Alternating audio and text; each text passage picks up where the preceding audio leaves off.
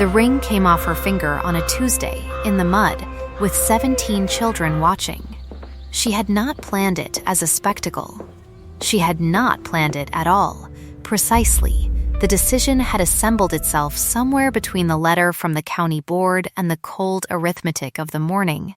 The boiler wanted 40 pounds, the north wing roof wanted 60, and the account book wanted to be shut and never opened again. What she had, which was not money, was a gold ring set with a sapphire the color of deep water, and what she had always known, somewhere under the knowing, was that it would come to this eventually. She worked the ring free, dropped it into her coat pocket, and told the children to go inside before the rain made proper work of them all. They obeyed her the way they always did, not because she was frightening, which she was not, but because she meant what she said, which she always did, and they had learned the difference between the two before most of them could read. She did not look back as she walked to the gate. She did not need to. She carried Larkspur House in her body the way other women carried grief. It had settled into her spine, her shoulders. The precise angle at which she held her chin when a county board member told her, for the third time in a season, that perhaps the children would be better served by a consolidation of resources, which meant, as she had translated it for herself long ago, that perhaps the children would be better served by disappearing. She had come to Larkspur House 6 years before, at 22, with a modest legacy, a dead mother's instructions, and the kind of competence that made people uncomfortable because they could not find a reason to dismiss it. She had no title. She had no husband. Not anymore. The ring was the only evidence he had existed, and he had existed so briefly and so ill that she sometimes thought the sapphire remembered him more faithfully than she did. What she had was a knowledge of medicinal plants that her mother had pressed into her alongside everything else useful and unfashionable. A talent for reading the weather in a man's jaw before he opened his mouth, and an absolute refusal to be managed.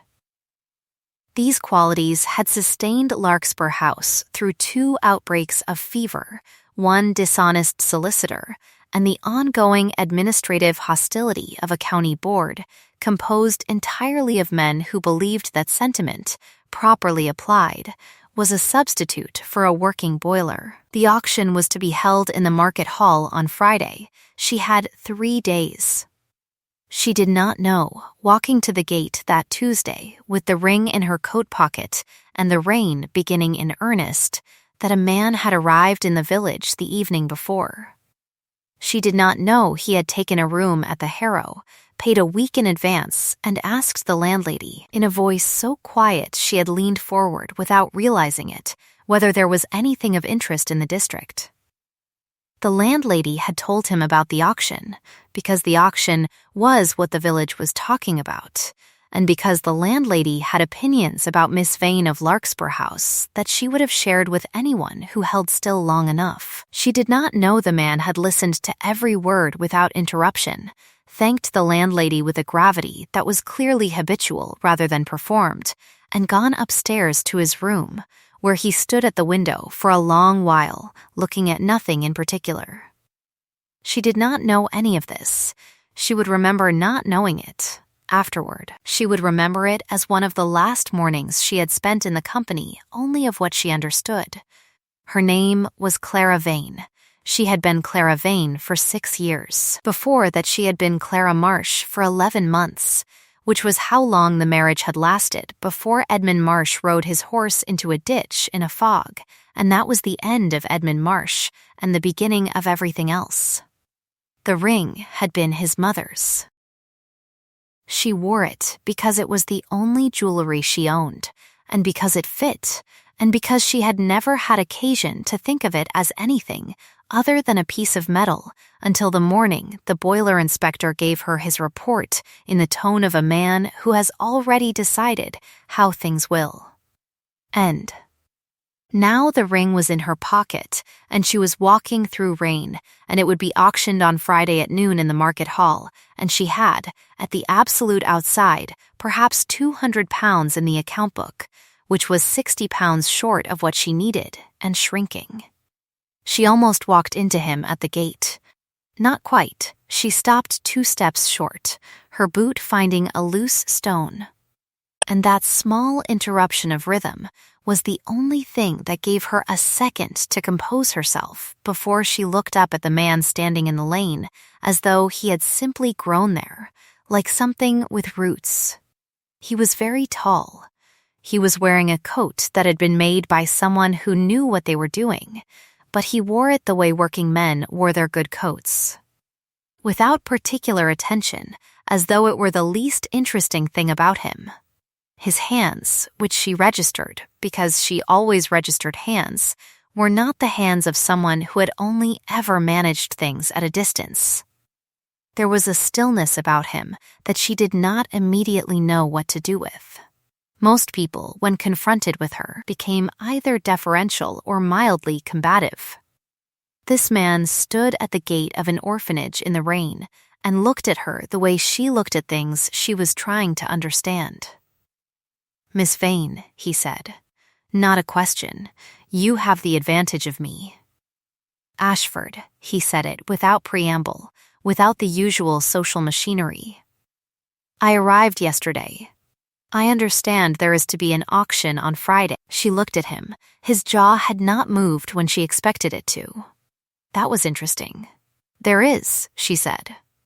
"Are you a collector, Mr. Ashford?" Sometimes he glanced past her at the gate, at the lane beyond it, at Larkspur House standing against the gray sky with its north wing visibly unhappy and its chimneys working steadily. "I thought I would have a look at the property first, to understand what is being sold for." She had been managing men's assessments of her and what she was doing for 6 years. She knew the shape of scrutiny. This did not feel like scrutiny, precisely. It felt more like someone checking whether the floor would hold. "The ring is the only item at auction," she said. "Not the house." I understood that. His eyes came back to her. They were the color of winter water, which was not a comfortable color, but it was an honest one. "I meant I wanted to understand why." She put her hand in her pocket. The ring was there, its setting small and distinct against her palm. "If you have further questions," she said, "the auction is at noon on Friday. You are welcome to form your own conclusions." He stepped aside to let her through the gate. He did not, she noticed, offer to open it for her. She did not require him to. She was through the gate and 3 strides up the lane before she heard him, and he had not raised his voice, so she should not have heard him at all through the rain. But she did. "It was your mother's work. The garden. The medicinal beds along the east wall. Not a question again." She stopped. She did not turn around.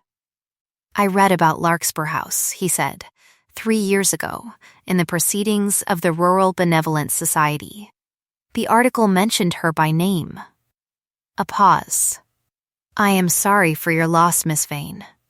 The sound of his footsteps going the other way, unhurried, back toward the village. She stood in the rain for a moment that she afterward declined to count. Then she walked back to the house and went inside and did not think about him again until that evening, when she found herself doing it anyway. The village had opinions. The village always had opinions, but the auction had stirred them into something more purposeful than usual, the way a stick stirs a pond to reveal what has settled at the bottom. Mrs. Pollard at the Drapers told Clara, with the careful affect of someone delivering news they believe you deserve, that there was a gentleman staying at the Harrow, very wealthy by all appearances, though wealthy in an old way that did not announce itself.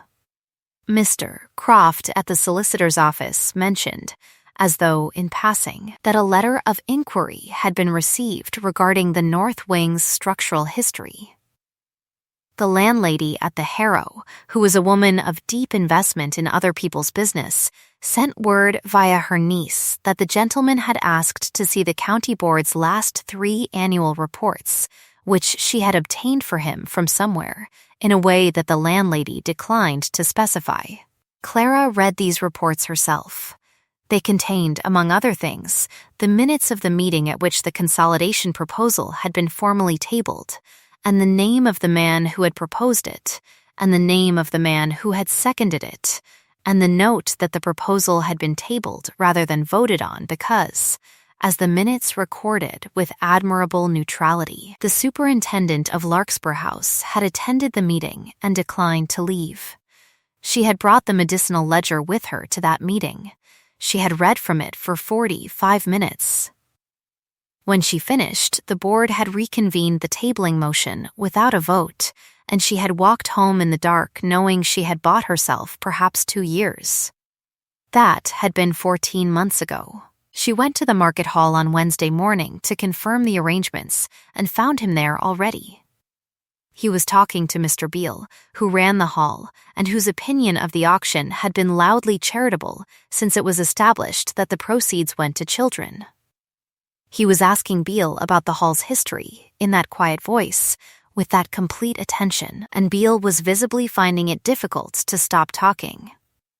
Clara set down her papers at the registration table and began reviewing the lot description with the clerk, who was very young and very nervous and kept glancing at Ashford the way people glance at weather they cannot predict. "The sapphire is genuine," she told the clerk without looking up. "The setting is hallmarked. The valuation from Hartley's is attached." "Yes, Miss Vane." A pause. "The gentleman has already asked." She looked up then. Ashford was still talking to Beale. He had not looked at her. "When did he ask?" "First thing this morning, miss. He brought his own valuer." She set down her pen. She picked it up again. "And the valuation?"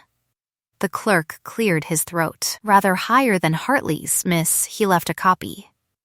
She read it. It was, in fact, rather higher than Hartley's, which meant it was closer to correct. She put it down with the other papers, thanked the clerk, gathered her things, and was nearly to the door when his voice found her. "Miss Vane." Still quiet. Still without the social machinery. "I have a question, if you will permit it." She turned. Beale had moved off. They were effectively alone in the hall, which smelled of old wood and wax and the particular institutional damp of buildings that have served many purposes, none of which included warmth. "Mr. Ashford, the north wing." He came toward her at a pace that was considered without being slow. The structural survey from 18 months ago found the east foundation sound and the west wanting. "You have addressed the west. How?" She looked at him. His jaw had not moved when she expected it to. "You have read a great deal about Larkspur House. I have read everything available about Larkspur House," said without apology.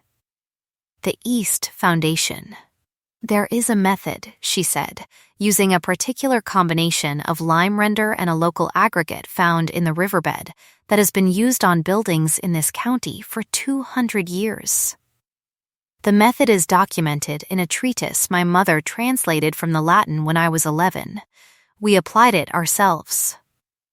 The east wall has not moved in 4 years." The stillness, again, the way of listening that did not perform itself. "You mixed the render." "I have 17 children who are old enough to carry buckets. Yes." Something shifted in his face. It was not, precisely, a smile. It was more like the moment before a smile, caught and held. "I see," he said. "Thank you." She was outside before she named the feeling, which was the feeling of having been seen by someone who was looking for something in particular and had found it, and not knowing what came next. Thursday brought the solicitor's office and Hartley's and the county board's treasurer, who wanted to know, for the fourth time in a month, whether she had considered the consolidation proposal again, and she said what she always said, which was no. And he said what he always said, which was that she might reconsider, and she said what she had said only once before, in the meeting, which was that she would reconsider when the board presented her with evidence that consolidated institutions served children better than houses did, and she had read their literature, and she was still waiting. The treasurer left in the manner of a man who has stepped in something he cannot immediately locate. She went back to the account book and did not look at the page that showed the balance. Friday morning, she put on her good coat, the one she kept for board meetings and confrontations, and walked to the market hall. The village had turned out to a degree that suggested the auction had become something rather beyond a routine charitable disposal. Mrs. Pollard was there, and Mr. Croft, and the landlady from the Harrow, and a quantity of farmers and their wives, and 3 members of the county board who attended with the expressions of men who have come to watch something that may not go the way they expect. And at the far side of the room, near the window where the light came in strongest, Ashford, with a young man beside him who held a notebook and a pen and was clearly employed to write things down. She took her place at the front. The ring was in a case on the table, open. The sapphire was doing what sapphires do in strong light, which is to insist on themselves. The auctioneer cleared his throat. It began at £40, which was reasonable. It moved quickly past 60, past 80, past 100, which caused a sound in the room like a tide going out. The other bidders, she counted 3, then 2, then 1, and then none, fell away with the efficient minimalism of people who have realized they are not the intended answer to a question. What remained was Ashford, who bid as he spoke, without inflection, raising his card with the arm of a man performing a habitual and mildly tedious action. 140. 160. The auctioneer's voice had taken on the quality of a man watching something he will describe for some years. £200. She was aware, in the part of her mind that ran parallel to events and observed them, that the room had gone entirely quiet. She was aware that Mrs. Pollard had taken hold of her neighbor's arm. She was aware that the 3 county board members had exchanged a look whose meaning she would have liked to read more carefully. She was aware that her hands were very still in her lap, which was where she kept her hands when she needed them to be still. £240. The ring sold at £240, which was, to the pound, what she needed, which she had not told anyone, which was in the account book on the page she had not looked at this morning, in her own handwriting. She stood when the hammer fell. The room breathed again. She did not move until the noise had settled into something manageable, and then she walked to the table and accepted the clerk's paperwork and signed where she was shown. Ashford came forward with his own clerk. He collected the ring case without opening it and handed it immediately to his clerk, who put it in a leather satchel with the matter-of-fact efficiency of someone performing the least interesting part of a complex instruction. He signed his papers. He did not look at the ring. He looked at her. "Mr.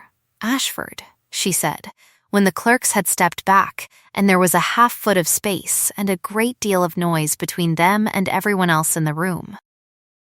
"You have paid £240 for a ring valued at perhaps 120. The valuer I brought put it at 160, he said. "But that is not the point. What is the point?" He looked at her with those winter water eyes. "I think you know," he said, "that I am not going to keep it." She did know. She had known since Wednesday in the hall, when he asked about the East Foundation with the attention of someone who has already decided something and is gathering the last materials to be certain. She said, "It is not a condition of the auction that the buyer return the item." "No," He was quiet. It is not a condition of anything. That is the point I am making, Miss Vane. She became aware, then, that the room had not returned to ordinary noise. It had arranged itself, with the instinct crowds have for the significant, into something closer to a witness. She became aware of the landlady's attention, and Mrs. Pollard's attention, and the attention of the county board members, who were now watching with expressions she could not read at this distance, and would not give them the satisfaction of trying. She became aware that her good coat was damp at the collar from the walk over, and that she was 28, and that the account book now balanced, and that a man with the hands of someone who did not only manage things, was looking at her with a quality of steadiness she had not previously encountered in combination with the amount of money he had just spent. "I need to speak with you," she said about the north wing. His first real smile was a plot event, small, contained, arriving in the right corner of his mouth before the rest of his face agreed to it. "Yes," he said. "I thought you might." It was the landlady who told her, 3 hours later, that Ashford was the 5th Duke of Carnay, that he had been the 5th Duke of Carnay for 4 years, following the death of his father and a brother, that he managed his own estates with the obsessive personal attention of a man who does not know how to do otherwise, and that he had been in the district not for any reason previously stated, but because he had been asked 2 months ago by the Rural Benevolent Society to assess a number of charitable institutions for potential endowment. Clara heard this in the solicitor's front room, seated, with a cup of tea she did not drink. She was performing, internally, a fairly rapid revision of the morning's arithmetic. He could have endowed it, she said. Without the auction, the landlady, who had sat down across from her with the composure of someone who has been waiting to have this conversation, said, "Yes, miss, he could have." Clara looked at her hands. "He wanted to see what she would do," she said. Not to the landlady. To herself, mostly, when it came to it. "That would be my understanding," the landlady said, with the restraint of a woman who has considerably more opinions than she is currently deploying. Clara finished the tea. It was cold. She stood, thanked the landlady, and walked back to Larkspur House in the particular quality of late October afternoon light that does not illuminate so much as make everything very clear. She was met at the gate by Agnes, who was 7 and always stationed at the gate when anything was happening, and who asked immediately whether the boiler was saved. "Yes," Clara said, "the boiler is saved." Agnes considered this. "The man from the Harrow came by," she said, "while you were gone. He looked at the east wall for a long time. Then he went away." "Did he say anything?" "He said it was good work." Agnes paused. "He asked who did it." Clara held the gate. "What did you tell him?" "I told him Miss Vane did it, and the older children carried the buckets, and the little ones handed up the trowels." A further pause. He said, "Yes, I supposed she did." And then he went away. She did not sleep particularly well, which was not unusual. She lay in the dark and listened to the house and ran the numbers, as she always ran the numbers, and found them acceptable for the first time in months, and found that acceptable numbers were not, in fact, sufficient to quiet the part of her mind that was occupied with something else entirely. In the morning she went to the east wall and looked at it in the early light, as she always did, checking for movement, for settling, for the particular kind of cracking that means something has shifted under the ground. It was sound. It was always sound. She had her hands on it when she heard the gate, and she did not take her hands off the wall. Miss Vane. Footsteps on the gravel. He stopped at the appropriate distance. "I owe you an explanation. You owe me nothing," she said. The transaction was clear. The transaction was a pretext. He said it the way he said everything, with the directness of a man who has found indirection more costly than its alternative. I was asked to assess Larkspur House for endowment. I read everything there was to read. I came to see the rest. A pause. That is the truth. She took her hands off the wall. She turned. He was standing in the low morning light, with his coat collar up and his hands at his sides. If you wish to assess the institution, she said, the county board would have given you a tour. The county board, he said, would have given me their assessment of the institution. I wanted yours. You bid £240 for my assessment. I bid £240, he said, because I had read the account book. She was still. The account book is not public. No, he did not look away. The solicitor's clerk made a mistake 2 weeks ago regarding which documents he attached to the correspondence. He has since corrected it, and I have told no one. A pause, and in the pause, the quality of a man who understands exactly what he is handing her. You may be as angry as you like. She was angry. She was also, under the anger, something she did not name immediately, which was the sensation of having been taken seriously to an extent she had not anticipated. She said, "You could have simply offered the endowment." "Yes, why did you not?" He was quiet for a moment. The east wall's shadow lay between them on the gravel. "Because I wanted to know," he said, "whether you would do it yourself. Without rescue. Without a patron." Another pause, and this one longer, and in it something that cost him more than he had shown yet. "I have made decisions about who may be spent to protect whom, Miss Vane, without asking the people involved. I have learned, at some cost, that this is not protection. It is only a different kind of management." He looked at the east wall. "I did not wish to manage you."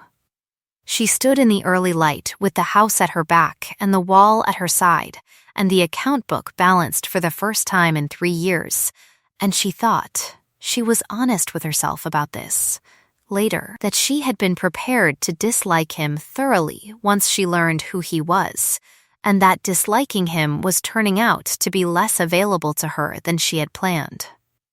She said, "What does the endowment look like?"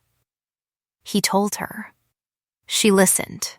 She asked 4 questions, each of which he answered without equivocation, and at the 4th, his mouth moved in what was, definitively, a smile with its whole face in agreement.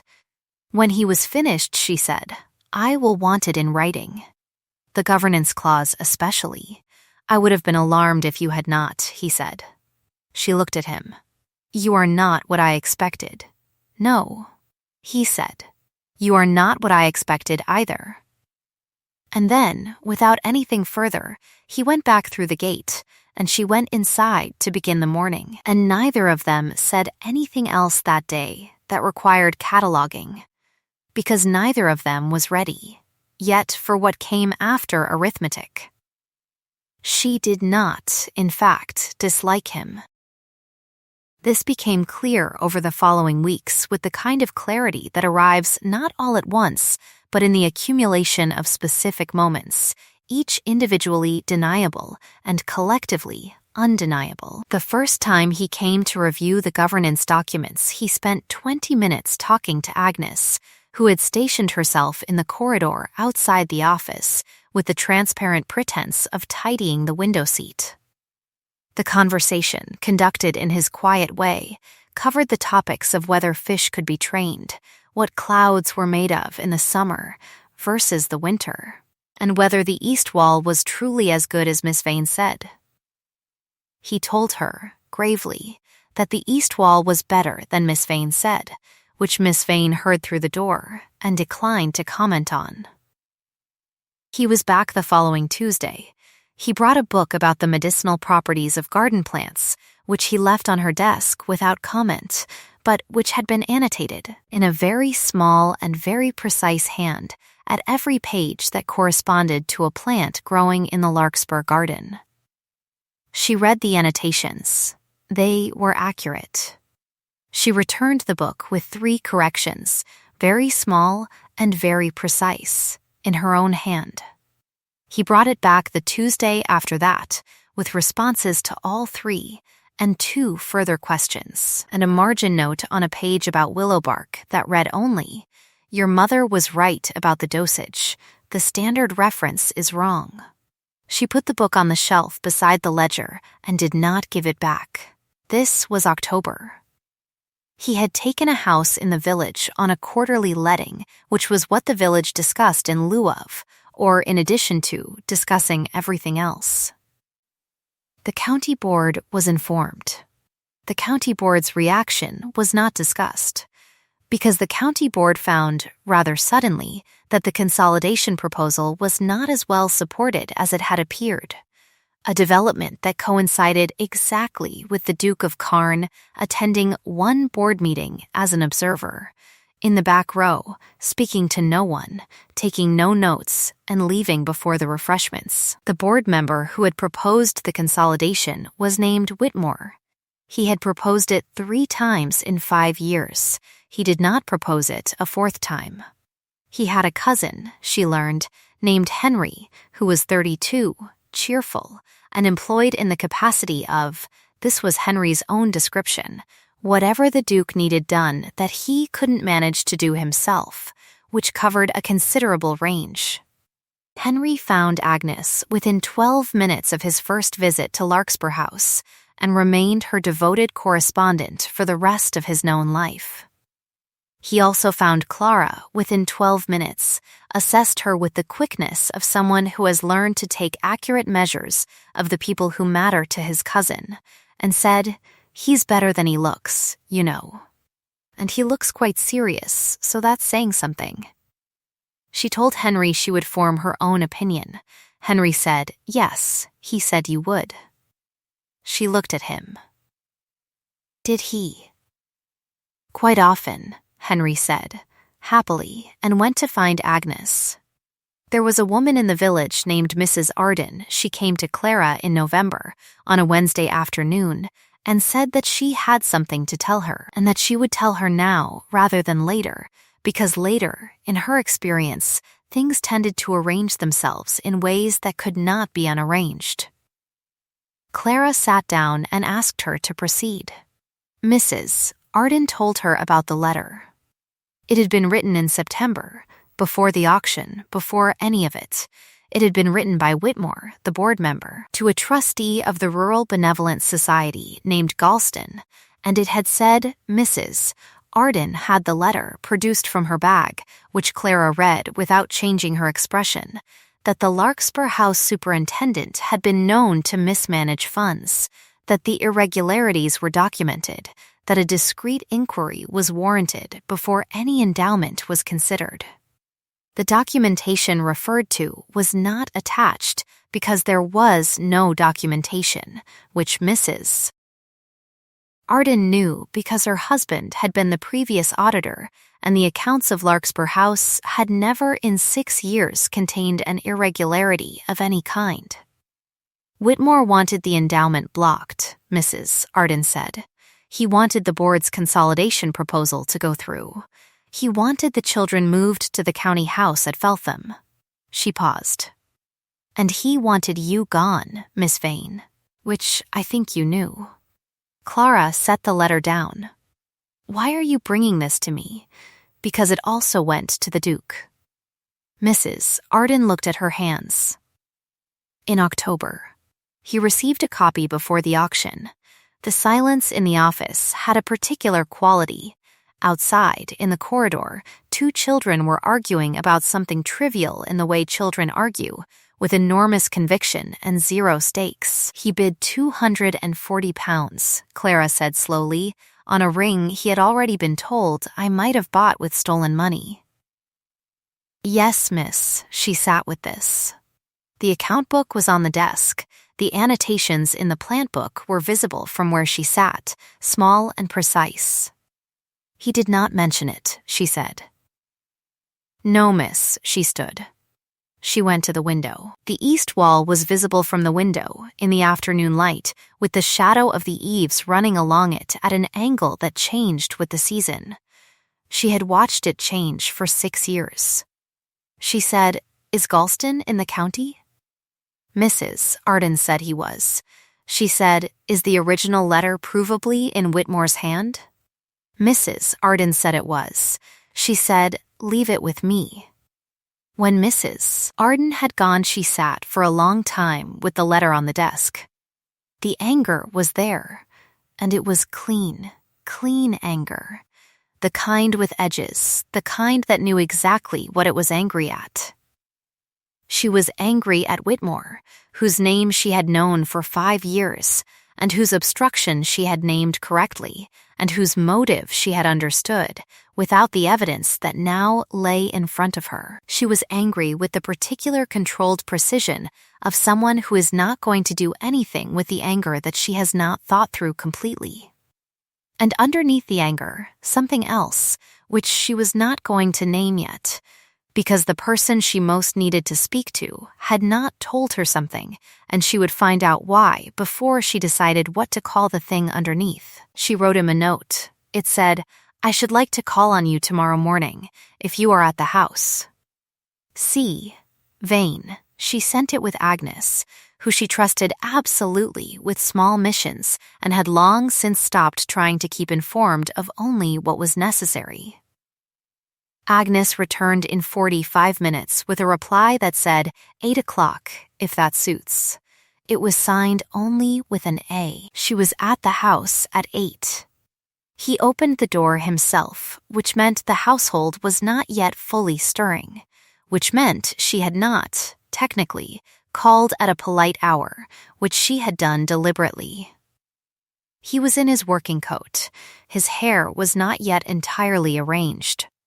He looked at her, and then at the letter she was holding, and then at her again, and the quality of his face altered in a way she had learned to read as the decision to accept something difficult without reducing it. "Come in," he said. They sat in the front room. She put the letter on the table between them. He looked at it. She watched him decide, and the decision took about 4 seconds, which was about what she had expected. "You knew," she said. "Yes, since October, since the 9th of October. Before the auction. And you bid £240. "Yes," she looked at him. "Why did you not tell me?" He was quiet for a moment, and in the quiet she could hear the house waking outside the room, small domestic sounds at a distance. "Because," he said, "if I had told you, the first thing you would have done was address the accusation, publicly, probably, and on your own, and it would have become a question of your word against Whitmore's, and Whitmore has been on that board for 11 years, and I had just arrived." He stopped. "I wanted to wait until I had something that would end it." She looked at him steadily. "You decided alone what I was owed and when." The words landed. She watched them land. He did not flinch, and he did not argue. He said after a moment, "Yes, I did." Another pause. "I told you. It is what I do. It is not a good habit." She picked up the letter. "This ends it," she said. "Galston is honest. Whitmore will be unable to produce the documentation he promised because it does not exist.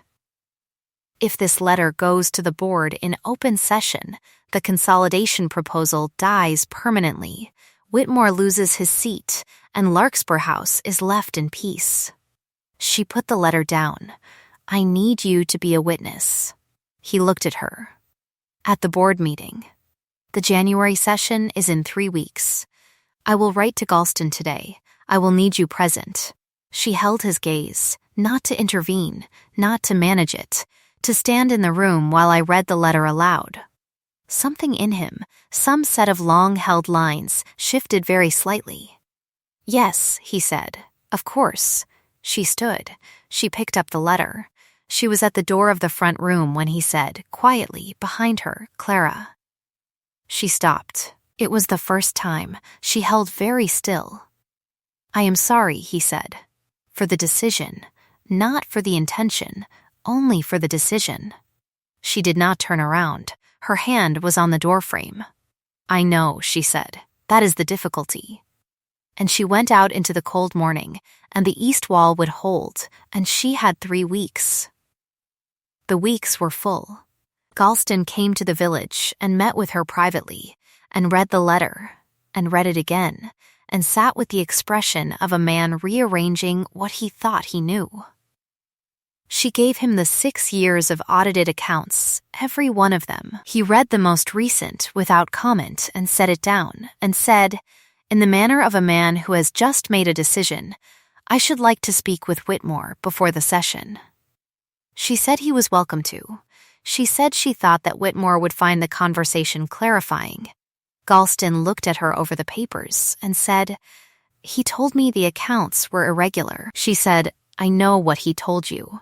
Galston said, "I nearly brought it to the board in October." She said, "Yes, something stopped you." Galston was quiet. He said, "The Duke wrote to me. He said the allegation was unsubstantiated and that he would stand personally for the institution's financial integrity." She absorbed this. She kept her face level. "He did not tell me," she said. Galston said, "No, I rather thought he wouldn't." She went home and told no one, and made the arrangements for the board session, and spent 4 evenings rereading the letter and the accounts and the board minutes from the last 5 years, and on the 5th evening she put them all down and went to the east wall in the dark and put her hands flat against the render and thought about what it cost and what it meant and what the difference was. He called on Tuesday with Henry, who took Agnes to look at something in the garden with a briskness that suggested coordination. Ashford stood in the doorway of the office with his hat in his hands and did not pretend the purpose was anything other than what it was. She told him what Galston had said. She watched his face. He said, "I should have told you that as well." She said, "Yes." He said, "I wrote to Galston because I was afraid that if the allegation reached the board before I could establish its falseness, it would do damage that the January session could not undo. I was afraid you would be hurt in a way that could not be repaired." She looked at him. "That is not a different habit," she said. "That is the same one." He said, "I know." He put his hat on the chair. "I have been standing in front of things since I was 19 years old," he said. "My brother died when I was 19. I was left with people who depended on me and the conviction that I could protect them if I was careful enough. It has not always been the right conviction." He stopped. "I am trying to learn the difference." She said, "Between what?" He said, "Between standing beside someone and standing in front of them." The room was quiet. Outside, Agnes was laughing at something Henry had said, the clear particular laughter of a child who is genuinely surprised. She said, "The board session is on the 14th. He said, "I will be there." She looked at him. "Beside," she said. He said, "Beside." Henry wept on the way out, which he claimed was the cold air. Agnes waved from the gate. The 14th of January was a clear morning with a particular quality of winter light that comes only when the air is very cold and very still, the kind of light that makes everything look as though it has been drawn rather than grown. She walked to the session with the letter in her coat pocket and the accounts under her arm and 6 years of composition in her spine. Ashford was already outside the hall. He was standing at the far side of the steps with his coat collar up, talking to no one, watching the street. He saw her and came down the steps and fell into step beside her at the door, which he held. She went in first. The boardroom was arranged in the customary way, the board at the long table, the observers at the sides, Whitmore in his usual chair at the third seat from the chair, very composed, very still, wearing his composure the way he always wore it, like a surface applied to something underneath. He looked at her when she entered. He looked at Ashford. He looked, very briefly, at Galston, who was seated at the chair, which was not his usual position, and something moved behind Whitmore's composure. Not a crack, not yet, but a shift, like pressure finding the fault line. Galston opened the session. Clara waited.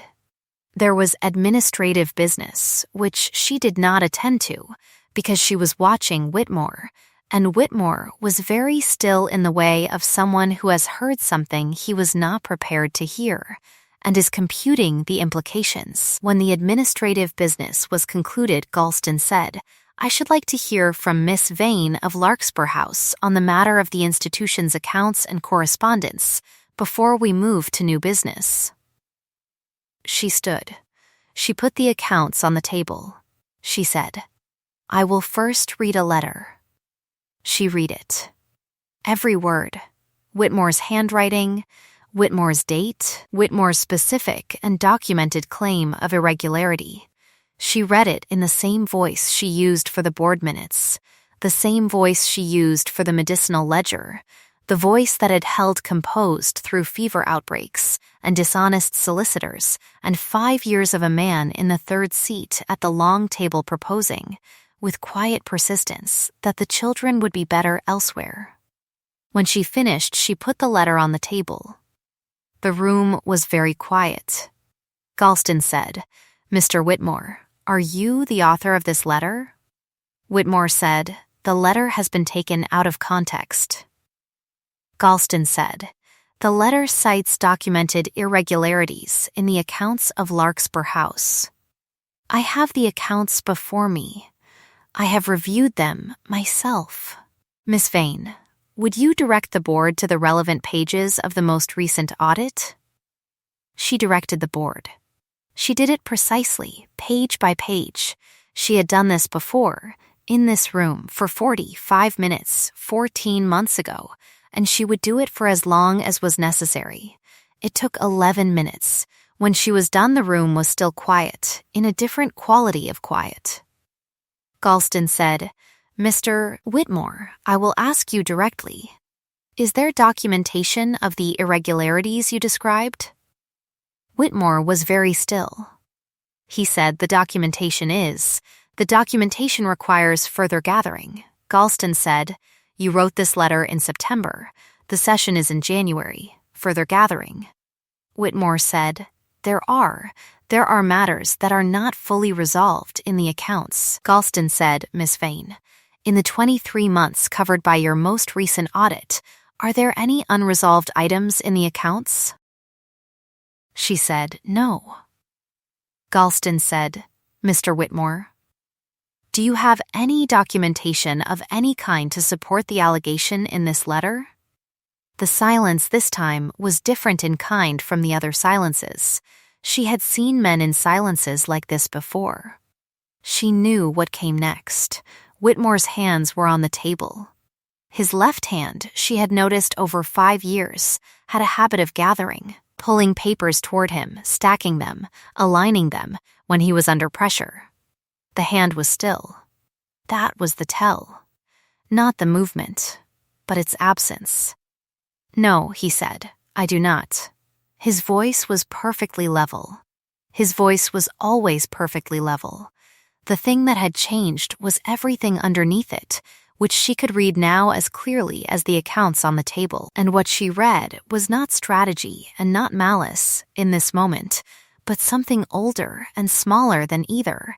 The arithmetic of a man who had wanted a position for a long time and been denied it by a woman with no title and no husband and the kind of competence that will not be managed, and who had done something irreparable about it, and who had just said so in front of 11 witnesses. Galston said he would pause for a brief recess. In the corridor, she stood by the window that looked out onto the market square. Ashford came to stand beside her. He did not say anything.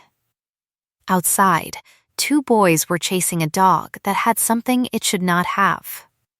The dog was winning. After a moment, she said, "He is not a wicked man." Her voice was her voice. the same voice. He is a small man who wanted something and could not have it, and decided the reason was me. She looked at the dog, which had achieved significant distance.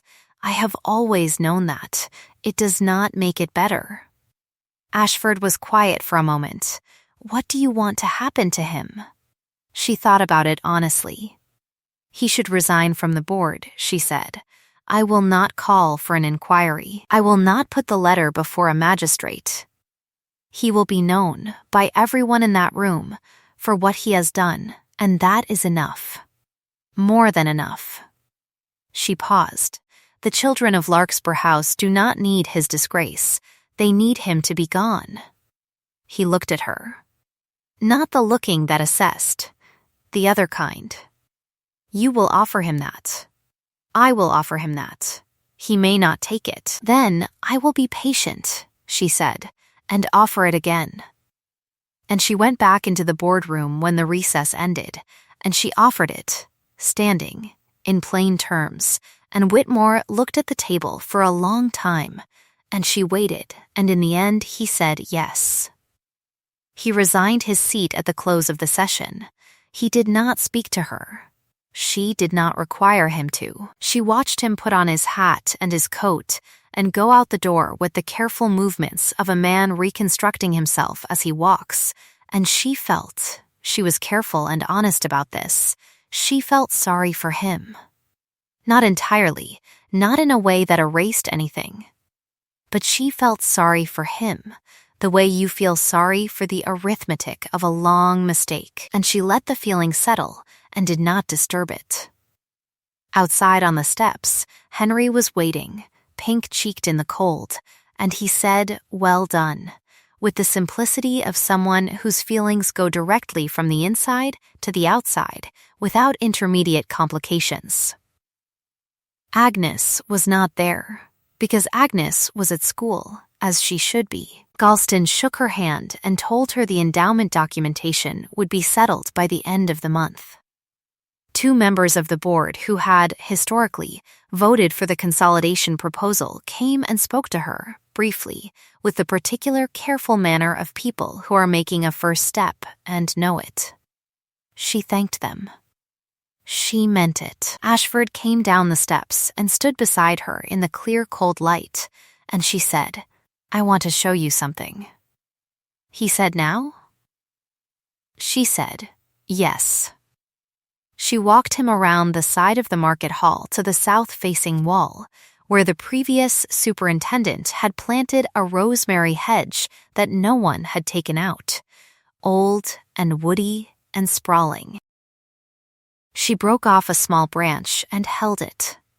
The scent was immediate, particular, the scent of her mother's garden and her mother's ledger, and every useful thing she had ever been given without being told it was a gift. She said, "My mother brought cuttings from this hedge the first winter she spent at Larkspur House. She planted them along the south wall. They are still there." She held the branch. 6 years ago, I nearly pulled them out, because I did not know what they were doing there and they were taking up bed space. I read the medicinal ledger before I did it. I found the entry. I found her notes. She stopped. "I have been meaning to tell you that for some weeks." He looked at the branch, and then at her, and in his face the quality of a man who has set something down after a long time of carrying it.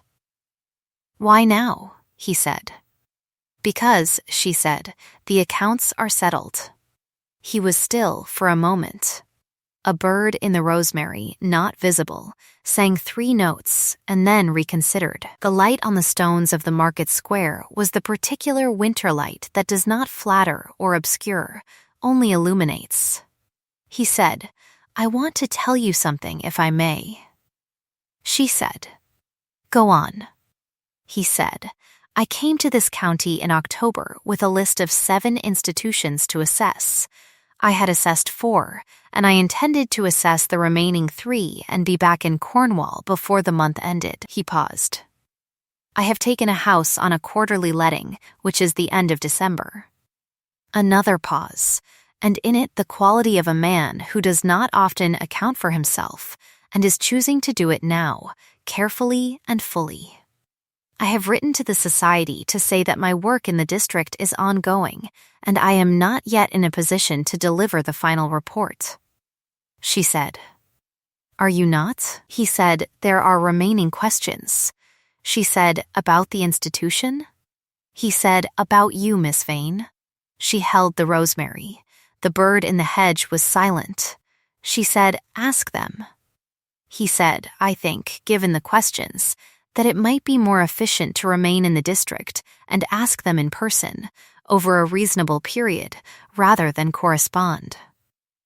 She looked at him. That, she said, is the least romantic expression of an intention I have ever heard. His second full smile arrived without ceremony and stayed. Yes, he said, I know. He did not say anything else, and she did not say anything else, and the light was very clear and very cold, and the accounts were settled, and the east wall held, and it was enough for now. It was more than enough. She put the rosemary in her pocket. The quarterly letting was renewed. The endowment was signed in February with a governance clause that placed operational authority entirely with the superintendent and restricted the board to financial oversight, which Galston thought was quite radical and which Clara thought was quite obvious. And they argued about it pleasantly for a week and resolved it in her favor. The board was reconstituted with 2 new members, one of whom was the magistrate at Harrow Cross, who had opinions about children's institutions that aligned with hers in a way that suggested either great intellectual coincidence or the hand of someone who had quietly suggested his name, which she chose, provisionally, to attribute to coincidence. Henry moved into the village permanently in March on the grounds that he had found it personally indispensable, which Agnes took as a compliment to herself, and which was probably accurate. The north wing roof was repaired in April, and the boiler was replaced, and she oversaw both personally, and Ashford came on the second day of the roof repair and looked at the specifications and asked 2 questions, and then sat on the garden wall and watched her work, and she was aware of being watched and did not find it uncomfortable, which was new. He asked her, in May, by the east wall, in the early morning, with the garden coming in behind them and the scent of rosemary doing what rosemary does in warm air, which is insist on the present moment. He said, I have one more question. She said, about the institution? He said, about what comes after the institution. She looked at him. He said, I think you know what I am going to ask. She said, I should like to hear it. He said, marry me because you wish it. It is the only reason I will take. The bird, one particular wren that had lived in the rosemary hedge since October and sung 3 notes every morning when the light changed, sang 3 notes. She said, I have thought about it. He said, have you? She said, since February, approximately, specifically since the governance clause. He said, that is the least romantic source of a decision I have ever heard. She said, I know. She handed him the rosemary branch, not the one from January, that one had dried on her desk through the winter, and she had left it there. This one was fresh, broken from the hedge that morning, small and particular and pointing. He held it. She said, yes.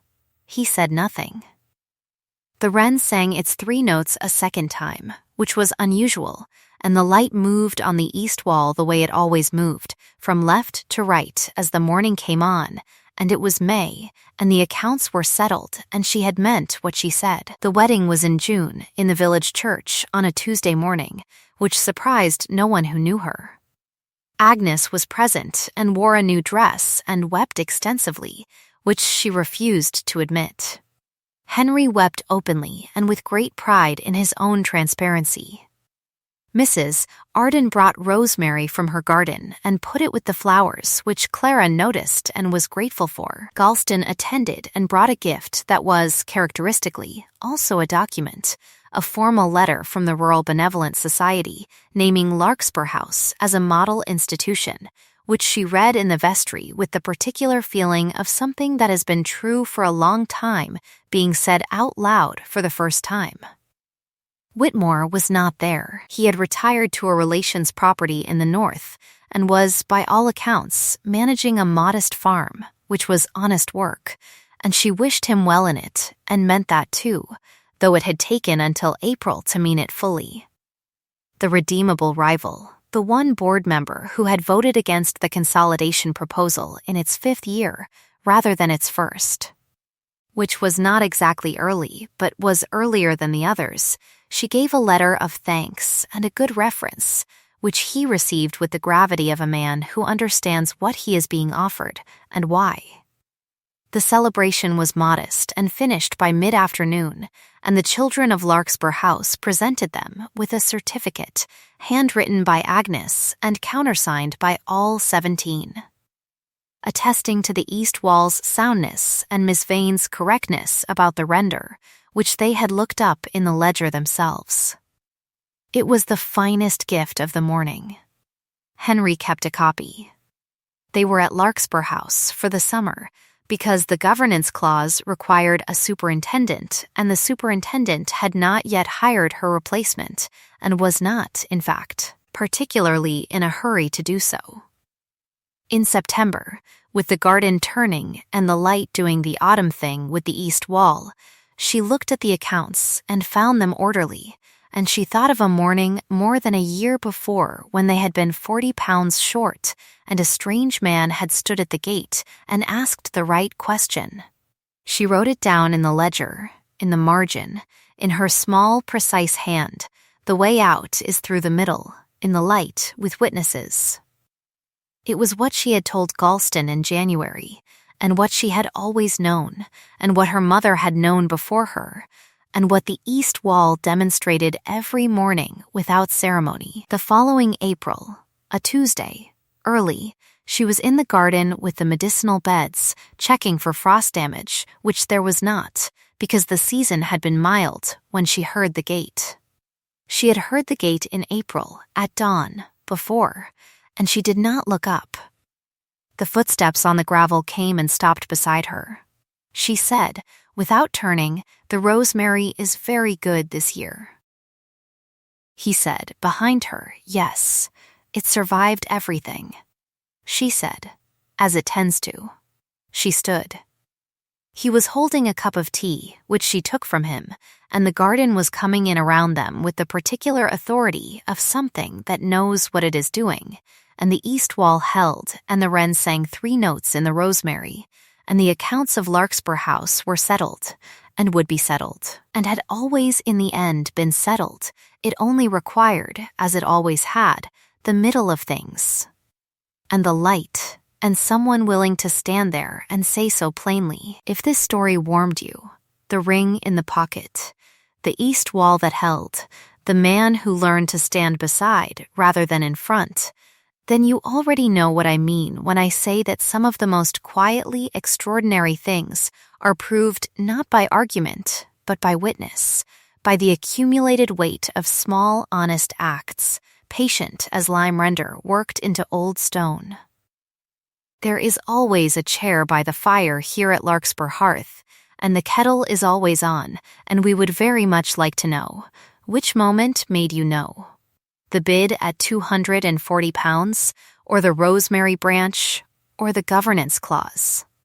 Leave it in the comments. I read every one, and the ones that surprise me most are always the ones I think about longest. If you would like to keep this chair and these stories, there is a place here for you. Subscribe, and the fire stays lit. Sleep well tonight, and be gentle with the ones who held the lamp when the accounts were short and the north wing uncertain, and did not once consider that the wall would not hold.